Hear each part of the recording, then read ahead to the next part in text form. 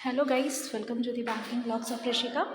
जैसे कि IBPS PO ने मेंस अपना रिज़ल्ट दे दिया था 2 दिन पहले, और 2 या 3 दिन पहले मैक्स टू मैक्स। तो सबको ये चीज़ माइंड में था कि 7 डेज़ के अप्रॉक्स में हमारा वो स्कोर कार्ड आएगा। बट बहुत ही शॉकिंग था ये कि सिर्फ 3 दिन के अंदर आईपीएस पीओ ने अपना स्कोर कार्ड आउट कर दिया है। तो जिन लोगों का भी सिलेक्शन नहीं हुआ है, ये सिर्फ उनके लिए आता है। बाकी जिनकी सिलेक्शन हो गई है उनका कुछ मतलब इंटरव्यू के बाद आता है उनका मार्क्स, जो कहीं ना कहीं बेनिफिट ही होता है उनके लिए, ताकि उनके माइंड पे ओवर कॉन्फिडेंस या अंडर कॉन्फिडेंस जैसी चीज़ ना बने।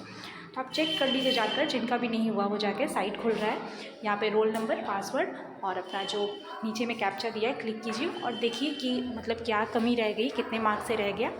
एंड द मोस्ट इम्पॉर्टेंट कि इस बार की जो कटअप गई है वो बहुत ही शॉकिंग है। मतलब शॉकिंग इन द सेंस कि लास्ट ईयर अगर मैं देखूँ तो लास्ट ईयर अप्रॉक्स कटअप 70+ गई थी जनरल की, और वहीं पे अभी आप देख सकते हैं जनरल की सिर्फ और सिर्फ कटअप 63 है, और वहीं वो भी 62.25, EWS की 61 एंड अपने कैटेगरी वाइज आप चेक कर सकते हैं। मतलब ऑलमोस्ट आई थिंक लगभग 7 से 8 मार्क्स का डाउनफॉल देखने को मिला है, क्योंकि जाहिर सी बात है एग्ज़ाम का जब लेवल हाई होता है तो कटअप गिरती है। तो एक्सपेक्ट तो था माइंड में सबके कि 2-3 मार्क्स कम ही जाएगा, लेकिन इतना कम जाएगा ये नहीं सोचा था लोगों ने कि इतना कम जाएगा, जबकि वैकेंसी कम थी तब भी। तो ये थोड़ा शॉकिंग था आईपीएस पीओ का। फिर भी अच्छे खासे लोगों का सिलेक्शन नहीं हुआ, जस्ट नॉट बिकॉज कि उनका ओवरऑल पार नहीं था, बल्कि उनका सेक्शनल रुक गया था।